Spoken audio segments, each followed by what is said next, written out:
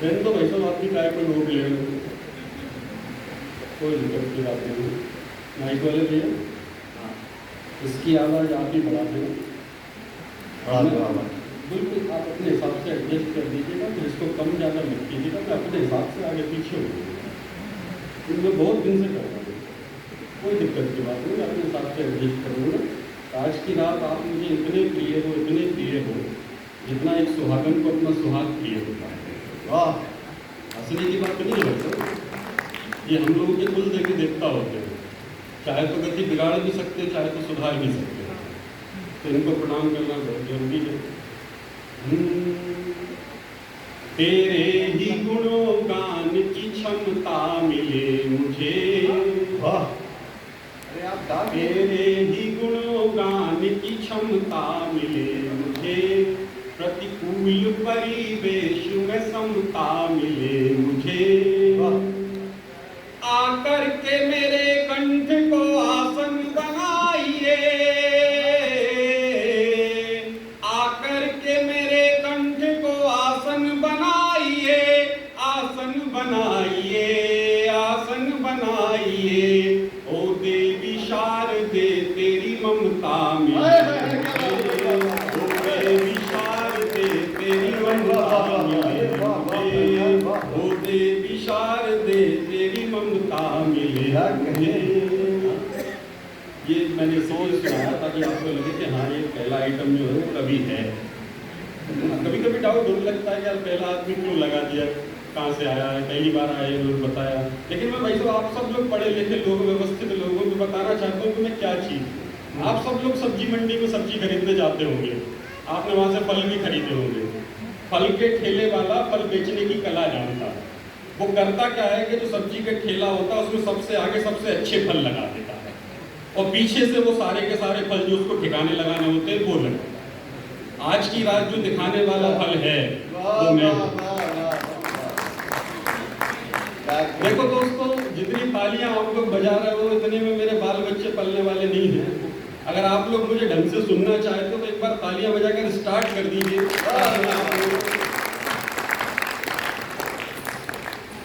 प्रणाम करना चाहता हूं दोस्तों, आप लोगों को प्रणाम इसलिए भी करना चाहता हूं क्योंकि आप ही वो लोग हो दोस्तों जो किसी खेत में किसान बनकर काम करते हो तो 125 करोड़ भारतवासियों का पेट भरते हो। आप लोगों को प्रणाम इसलिए भी करना चाहता हूं दोस्तों, जैसा कि मुझे बताया गया आने के बाद कि आप ही वो लोग हो जिनके बीच में आदरणीय संतोष सिंह जी बुंदेला जैसे महाकवि, आदरणीय अभिराम पाठक जी जैसे कवियों का जन्म धरा पर हुआ है। और आप लोगों को प्रणाम इसलिए भी करना चाहता हूं दोस्तों कि आप ही वो लोग हो जिस दिन मन में ठान लेते हो तो उस दिन एक चाय बनाने वाले को भी इस देश का प्रधानमंत्री बना। इसलिए मैं आप सब लोगों को प्रणाम करना चाहता हूँ। भाई साहब एक निवेदन आपसे भी कर दूं, आप किसी का भी फोटो खींचे, मेरा फोटो बिल्कुल ना खींचे। है की बात नहीं, इसमें टेक्निकल समस्या ये है दोस्तों, आप सब लोग भले घर के लोग हो, बिल्कुल सच सच बताना। इस मंच में सबसे खूबसूरत आइटम कौन? आप बनिए ना। क्या कर रहे हो तुम दोनों? कवित्री को जोड़ दो तो भी मैं ही सुंदर निकलूंगा। हंसने की बात नहीं भाई साहब, कभी कभी सुंदरता से समस्या हो जाती है। समस्या ये होती है कि ये फोटोग्राफर 10-20 फोटो खींचेगा, सुबह अखबार वाला इससे फोटो मांगेगा, अखबार वाला 10-20 फोटो देखेगा, अपना फोटो सिलेक्ट कर लेगा, अखबार में खबर छप जाएगी कि छतरपुर के बाजार में शानदार कविता पाठ किया भाई पंकज फनकार ने। यहाँ तक मामला ठीक रहता है। इसके बाद होता क्या है दोस्तों कि आप लोग अखबार पढ़ते हो और अखबार पढ़ के दे देते हो रद्दी वाला अखबार उठा के दे देता है हलवाई को, हलवाई उसमें जलेबी रख के खिला देता है बच्चे को, बच्चा जलेबी खाता है, अखबार फेंक देता है नाली में, फिर भाई सब अपने मुंह पे लगी रहती है चाशनी। और हमें ये बात बिल्कुल पसंद नहीं कि कोई भी कुत्ता हमारा मुंह चाटे, तो अपन फोटो खिंचवाएंगे नहीं तो ये समस्या होगी। कोई दिक्कत की बात नहीं, मुझे भी मालूम है कि आप लोग भी सब ओरिजिनली हो, जब तक बात समझ में नहीं आएगी तब तक बजाई काहे हो। लेकिन आप भी भरोसा मानिए भाई साहब, मैं भी बजवा के ही मानूंगा। मैं तो यहाँ आते ही साथ समझ गया था कि छतरपुर है क्या। मेरे पास आदरणीय सावन भाई साहब का फोन आया, बोले पंकज बेटा कैसे आ रहा है? मैंने कहा भाई साहब कल मुंबई हूँ, वहाँ से आपके यहाँ फ्लाइट पकड़ूंगा, भोपाल आऊँगा, भोपाल से आपके यहाँ आ जाऊँगा। बोले कोई दिक्कत की बात नहीं, मेरी गाड़ी आ रही है भोपाल से तेरे को लेके आ जाएगी। मैंने कहा बहुत अच्छी बात है भाई साहब, उस गाड़ी में आ जाऊँगा। तो भाई साहब की गाड़ी मेरे को भोपाल एयरपोर्ट पर लेने के लिए पहुँच गई। तो आपको मालूम है भोपाल मध्य प्रदेश की राजधानी, दुनिया भर के लोग वहाँ आते हैं। तो मेरे साथ में एक अंग्रेज और अंग्रेजन का जोड़ा भी उतरा। तो जैसे ही अंग्रेजन की नजर आदरणीय सावन भाई साहब पर पड़ी तो उसको इनकी मूछें पसंद आ गई। तो अंग्रेजन ने कहा कि सावन भाई साहब आपकी कितनी प्यारी मूछें हैं, क्या आपकी मूछ का एक बाल मिल सकता है? अब सावन भाई साहब भी प्योर बुंदेलखंड के छतरपुर के रहने वाले बोले बिल्कुल दे सकते हैं मैडम, लेकिन $500 लगेंगे। अंग्रेजन का दिमाग खराब है, मूछ के एक बाल के $500 मांग रहे हैं, लेकिन उसके पास पैसे थे। उसने जेब में से $2000 निकाले, सावन भाई साहब के हाथ में पकड़ा दिए, बोले ये 2000 रुपये लो और 4 बाल दे दो। सावन भाई साहब ने भी $2000 जेब में रखे और पीछे से 4 बाल तोड़ के मैडम को पकड़ा दिए। अब अंग्रेजन का दिमाग खराब क्या, बाल तो मैंने मूछ के मांगे थे, इन्होंने पीछे से क्यों दे दिए? और अभी तक जिन लोगों के हाथ खामोश रहे हो, ऐसा लगे कि ये जवाब केवल छतरपुर की माटी से निकल सकता हो, तो अपने सम्मान में तालियां बजाना दोस्तों। अंग्रेजन ने कहा कि भाई साहब मैंने बाल तो आपसे मूछ के मांगे थे, आपने पीछे से क्यों दे दिए? सावन भाई साहब बोले ये तो शोरूम है, माल तो गोदाम से ही बिकेगा।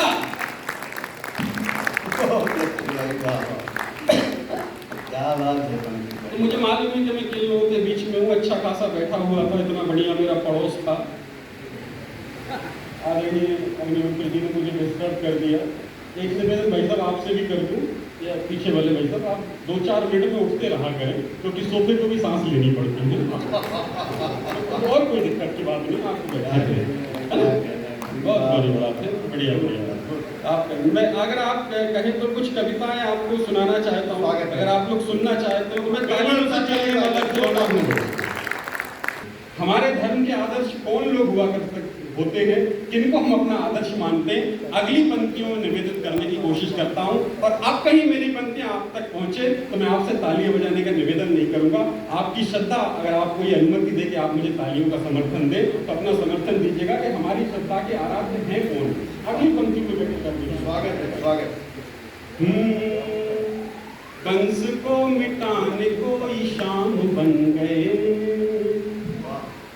कंस को मिटाने कोई शाम बन गए, कंस को मिटाने कोई शाम बन गए, वंश को बचाने परशुराम बन गए, वंश को बचाने परशुराम बन गए, माँ बाप का सम्मान बचाने के वास्ते, माँ बाप का सम्मान बचाने के वास्ते, बचाने के वास्ते, बचाने के वास्ते, रघुकुल के एक सपूत श्री राम बन गए, रघुकुल के एक सपूत श्री राम बन गए, रघुकुल के एक सपूत श्री राम बन गए। मेरी कविताओं से काम जट हुआ है, मेरी कविताओं से काम जट हुआ है, मंचों पे उदय एक ऋषभ पंथ हुआ है, मेरी कविताओं से काम जट हुआ है, मंचों पे उदय एक ऋषभ पंथ हुआ है, गर आपका आदेश हो कुछ और सुनाऊं, गर आपका आदेश हो कुछ और सुनाऊं, कुछ और सुनाऊं, कुछ और सुनाऊं, इस धुन के मुक्तकों का यही अंत हुआ है, इस धुन के मुक्तकों का यही अंत हुआ है, इस धुन के मुक्तकों का यही अंत हुआ है। आइए भैया, आपका ही इंतजार था, आप आ गए, बहुत बढ़िया। समय से यहाँ पुरुष भी जोड़े से ही आ रहे हैं, बहुत अच्छी बात है। आइए बैठे। मैं वैसे भी ये गाने माने का मेरा काम नहीं है, लेकिन करूँगा, ये सारे के सारे अच्छे कवि हैं, अच्छे गीतकार हैं, बड़े वीर रस के कवि हैं, कविताओं की धरती पर बैठे हुए हैं। मैं जब भी माइक पे जाता हूँ तो पीछे से कहने लगते, बोले पंकज भाई माइक पे जाएगा तो ढंग की बात किया कर। अब भाई साहब आदमी जो देखेगा, जो भोगेगा, वही तो लिखेगा। इन लोगों के साथ अच्छी अच्छी घटनाएं होती, अच्छी बातें करने लगते हैं, देश दुनिया की बातें करने लगते हैं। अपन तो जो देखेंगे भोगेंगे वही तो लिखेंगे। इनको दुनिया भर की टेंशन है, अपन तो घर की ही नहीं सुलझ रही। हम 10-15 दिन की यात्रा के बाद घर पहुंचे तो अपने को तो अपनी झांसी की रानी के पूरे लक्षण मालूम थे। तो दरवाजे के बाहर ही हाथ जोड़ दिए और अंदर जाकर निवेदन किया कि देवी, क्या तू मुझे ऐसी रोटी बनाकर खिला सकती है जैसी मेरी माँ मुझे बनाकर खिलाया करती थी? और पत्नी भी पंकज फनकार की तुरंत बोली, बोले बिल्कुल खिला सकती हूँ, लेकिन पहले वैसा आटा गूंथ जैसा तेरा बाप गूंथा करता था। अपने साथ तो ये समस्या है भाई साहब, अपन करें तो करें क्या। मैं पेशे से एडवोकेट हूँ भाई साहब, आदरणीय कवियों के साथ में 10-15 दिन मैंने यात्रा की तो मेरे अंदर थोड़े बहुत संस्कार बचे हुए थे। तो मैं कोर्ट में खड़ा हुआ था तो एक महिला मेरे पास आई, बोले पंकज भाई मेरे तलाक करवा। तो मैं वैसे दुनिया भर में इन लोगों के साथ घूमा फिरा, थोड़े से संस्कार बचे थे तो मैंने बकायदा छोटे से ज्ञान देना शुरू किया कि देवी अपन सनातन परंपराओं को मानने वाले लोग हैं, हिंदू धर्म में विश्वास रखने वाले लोग हैं, अपने यहाँ तलाक अलाक जैसी कोई चीज नहीं होती। एक बार जिस आदमी से अपनी शादी हो गई, अगले 7 जन्मों तक अपने को उसी के साथ में रहना है। लेकिन वैसे तो महिला 21वीं शताब्दी की थी। बोले पंकज भाई फालतू की बात मत कर, ये 50,000 रुपए ले और मेरा तलाक करवा। अच्छा, जैसे ही जेन साहब ने 50,000 रुपए देके तो संस्कार तो अपने भी खत्म। भगवान की कसम मजिस्ट्रेट के सामने जाके ऐसे नौटंकी की जैसे शोषण उस महिला की जगह अपने ही हुआ हो। अच्छा, जैनी आदमी समझाने की कोशिश करे, उसे समझ में नहीं आया, ऐसा तो हो ही नहीं सकता। मजिस्ट्रेट को भी 2 पेशी में समझ में आ गया कि इस महिला को बिल्कुल इसके पति से अलग रहना चाहिए। मजिस्ट्रेट ने फैसला सुनाया कि हाँ, इस महिला को इसके पति से अलग कर दिया जाए और इसके पास जो कुछ भी है वो सब आधा आधा बांट दिया जाए। तो उन्होंने कहा क्या है इसके पति के पास? बोले 2 गाड़ियां। बोले 1-1 ले लो। उन्होंने कहा 4 मकान। बोले 2-2 ले लो। उन्होंने कहा 6 दुकानें। बोले 3-3 ले लो। उन्होंने कहा बच्चे कितने? बोले 3। अब सब चुप। अब महिला की समझदारी का आनंद लेने महिला तुरंत गई अपने पति के पास और गोली मारकर बोली चलो जी तलाक लेने, अपन अगली साल आएंगे। अरे वाह वाह वाह वाह। हंसने की बात नहीं है भाई साहब, भगवान जिसको नहीं सुलझाना चाहता वो पूरे जीवन नहीं सुलझ सकता। अगले साल जुड़वा हो गए। देखो दोस्तों, आपकी जितनी तालियां हैं उतने में मेरा काम चलने वाला नहीं है। एक बार और मुझे तालियां बजाकर बताओ कि आप लोग मुझे सुन रहे हो। संस्कारों की बात चल रही थी भाई साहब, आदरणीय के अग्निहोत्री जी मुझे IIT रुड़की में ले गए तो मैंने देखा कि मेरे सामने जो मेरी बहनें बैठी हुई हैं वो 95% लड़कियां जीन्स का पैंट और टी-शर्ट पहने हुए हैं, भिन्न भिन्न वैरायटी के कपड़े पहने हुए हैं। मेरे मन में एक कवि होने के नाते विचार आया कि सौंदर्य क्या होता था। आजकल की लड़कियों ने कैसे सौंदर्य मान लिया। 2 पंक्तियां आजकल के सौंदर्य के लिए, 2 पंक्तियां सच्चे सौंदर्य के लिए निवेदित करना चाहता हूँ। फिर अगर कविता आप लोगों तक पहुंचे तो आप लोगों का प्यार और आशीर्वाद मांगता हूँ। पंक्तियां सुनिएगा। स्वागत। पैंट नीचे हो गए हैं, शर्टें ऊंची हो गई हैं, हाल कैसा हो गया है फैशन की मारी का। पैंट नीचे हो गए हैं, शर्टें ऊंची हो गई हैं, हाल कैसा हो गया है फैशन की मारी का। और तन पे चुनर नहीं, आंखों में शर्म नहीं, वेश कैसा हो गया है देश की कुमारी का। तो आदर्शों को याद करो, सारे गुण मूल धरो, बंद करो मुख आज पश्चिमी बीमारी का। और बिंदी बेंदी गजरा चूड़ी, बिंदी बेंदी गजरा चूड़ी, मैं जो सज धज आई, तोड़ नहीं मिल सकेगा भारतीय नारी का। बिंदी बेंदी गजरा चूड़ी, मैं जो सज धज आई, तोड़ नहीं मिल सकेगा भारतीय नारी का। मैं एक दिन वैसे अपने घर पे बैठा बैठा अपनी पत्नी के साथ एक फिल्म देख रहा था, तो उसमें एक धार्मिक सा सीन आया। धार्मिक समझ गए ना वैसे आया। तो मैं भी मुंगावली बुंदेलखंड में आता, जिला अशोकनगर में। तो मेरी पत्नी भी बुंदेलखंड की, बोले जब तक घूंघट कर लिया उसने। तो मैंने उससे पूछा, मैंने कायरी का होगा? तो वो भी बोली देखो तो सही, जब मोड़ी कैसे कपड़ा पहने हैं, अगर मैं ऐसे कपड़ा पहन लूँ तो घर से ही बाहर ना निकलूँ। मैंने कहा मेरे 2 बच्चों की मत आई, अगर तू वही ऐसे कपड़ा पहन ले तो मैं ही क्या घर से बाहर निकलूँ। तो समस्या तो यहाँ फंसी हुई है। परिभाषा केवल सौंदर्य की नहीं बदली भाई साहब, परिभाषा प्रेम की भी बदल गई है। उस प्रेम की बदली हुई परिभाषा की 4 पंक्तियां सुनना और आनंद लेना कि प्रेम में कहां दोष उत्पन्न हो गए। कि मोबाइल जब से प्यार का माई बाप हो गया, मोबाइल जब से प्यार का माई बाप हो गया, बैलेंस डलवाएगी के अग्निहोत्री जी से, बात करेगी अतुल वाजपेयी से, और डेट पे तो मेरे साथ जाना ही। ये सब कौन से संभव है कि मोबाइल जब से प्यार का माई बाप हो गया, प्यार प्यार न रहा, एक पाप हो गया। और एहसासों के तराजू से नापते थे कभी उल्फत, अब तो बैलेंस ही प्यार का नाप हो गया। मोबाइल जब से प्यार का माई बाप हो गया। तो मोबाइल का दुष्प्रभाव आदमी की जीवन पर इतना पड़ा है भाई साहब कि आदमी कभी कभी मोबाइल की भाषा में बात करने लगता है। अपन लोग कहाँ रुके थे? जटाशंकर होटल में। तो हम लोग अभी निकल के आ रहे थे, तो अग्निहोत्री जी और मैं साथ में निकल के बाहर आ रहे थे। तो हम लोग थोड़ी दूर पैदल चले, तो वहां से एक लड़की निकल रही थी हम लोगों के आगे से। तो एक छतरपुर का मन चला तो सीटी मार के कहीं छिप गया। लड़की ने मुड़ के देखा तो उसकी नजर आदरणीय के अग्निहोत्री जी पर पड़ी। तो उसने मोबाइल की भाषा में इनसे ही पूछ लिया, क्यों दादा ये मिस कॉल आपकी थी क्या? अब दादा भी हास्य व्यंग के देश के बहुत बड़े कवि तुरंत बोले, नहीं रे बेटी, अपनी तो वैलिडिटी खत्म हो गई है। बहुत अच्छे भाई, वाह। तो इस तरीके की घटनाएं दुर्घटनाएं होती रहती हैं दोस्तों। मुझे सुनाने में बहुत मजा आ रहा है। अगर आप लोगों को सुनने में मजा आ रहा हो और अगले 5 मिनट आप विशुद्ध कविता के लिए मुझे देना चाहते हो तो एक बार तालियां बजाकर मुझे आदेशित कर दीजिए कि आप लोग मुझे सुनना चाहते हैं। इन सारी बातों के लिए पंकज फनकार को पंकज फनकार नहीं कहा जाता है। विशुद्ध कविता की कुछ पंक्तियां अगले 3-4 मिनट में अपनी आपके बीच में पढ़कर अपनी जगह पर वापस जाना चाहता हूँ। स्वागत। दोस्तों, भोपाल रेलवे स्टेशन पर मैं बैठा हुआ था, रात के करीबन 1 बजे का समय था। मैंने देखा कि एक लगभग 20 साल की माँ, जिसकी गोद में एक 6 माह का बालक है, स्टेशन पर भीख मांग रही है। थोड़ी देर और मैं स्टेशन पर बैठा रहा तो मुझे मालूम पड़ा कि वो लड़की ना बोल सकती थी ना सुन सकती थी। थोड़ी देर और मैं दोस्तों स्टेशन पर बैठा रहा, कुछ लड़के आए, उस लड़की से बदतमीजी करने लगे। हमारे देश के मुखिया आदरणीय शिवराज सिंह जी की पुलिस ने पहली बार कोई अच्छा काम किया और उन बदतमीज लड़कों को पकड़कर जेल में बंद किया। उन माँ बेटी को सुरक्षित स्थान तक पहुंचाया गया।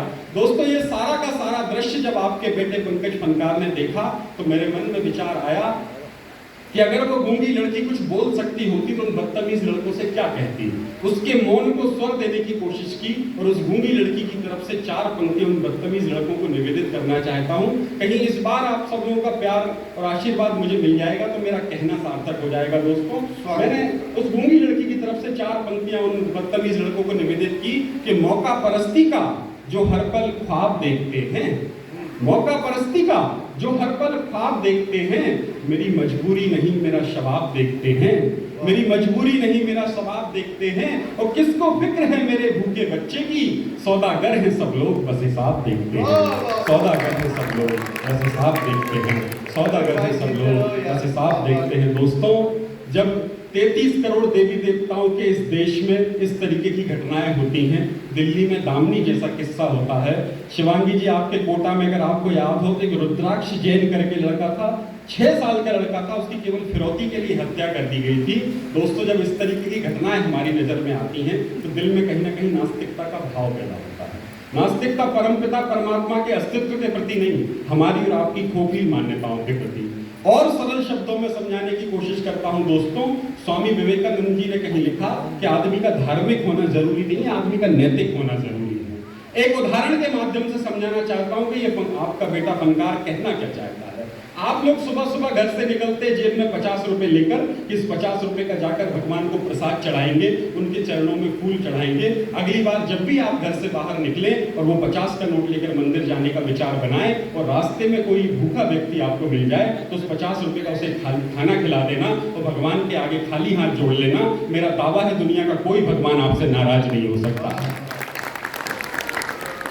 बस नास्तिकता से जीने की कला बताने की कोशिश करता हूं अगली कुछ पंक्तियों में। बहुत आसान काम है दोस्तों, कवि सम्मेलन के मंच पर आकर पाकिस्तान को गाली देना और ताली बजवाना, लेकिन सच्चाई स्वीकार करवाना सबसे कठिन काम है। मैं अपने हिस्से की सच्चाई पढ़ने की कोशिश करता हूं, आप अपने हिस्से की सच्चाई स्वीकार करने की कोशिश करिएगा। पंक्तियां निवेदित करता हूं कि चौखट पे उसकी सर को झुकाया कभी नहीं, चौखट पे उसकी सर को झुकाया कभी नहीं, पर दिल किसी गरीब का दुखाया कभी नहीं। चौखट पे उसकी सर को झुकाया कभी नहीं, पर दिल किसी गरीब का दुखाया कभी नहीं। और दीप मंदिरों के जलाए नहीं तो क्या, दीप मंदिरों के जलाए नहीं तो क्या, चिराग किसी के आंगन का बुझाया कभी नहीं, चिराग किसी के आंगन का बुझाया कभी नहीं। और अगली 2 पंक्तियां मां की शक्तियों के श्री चरणों में रखना चाहता हूं कि किसी मजार पे चादर मेरे नाम की नहीं, किसी मजार पे चादर मेरे नाम की नहीं, पर घूंघट किसी अबला का उठाया कभी नहीं, पर घूंघट किसी अबला का उठाया कभी नहीं। और अंतिम 2 पंक्तियां पढ़कर दोस्तों अपनी जगह पे वापस जाना चाहता हूं। कहीं ये मेरे 20-25 मिनट में आपका ये फनकार आप लोगों के दिलों में जरा सी भी जगह बनाने में कामयाब हो गया हो तो इस बड़े माइक से जब मैं अपनी जगह तक जाऊं तब तक आपकी तालियों का शोर सुनना चाहता हूं। अंतिम 2 पंक्तियां पढ़कर अपनी जगह पे वापस जाना चाहता हूं कि चौखट पे उसकी सर को झुकाया कभी नहीं, पर दिल किसी गरीब का दुखाया कभी नहीं। दीप मंदिरों के जलाए नहीं तो क्या, चिराग किसी के आंगन का बुझाया कभी नहीं, किसी मज़ार पे चादर मेरे नाम की नहीं, पर घूंघट किसी अबला का उठाया कभी नहीं। और अंतिम दो पंक्तियां निवेदित करता हूँ कि कौन है भगवान नहीं जानता पंकज, कौन है भगवान नहीं जानता पंकज, पर माँ बाप को अपने सताया कभी नहीं, पर माँ बाप को अपने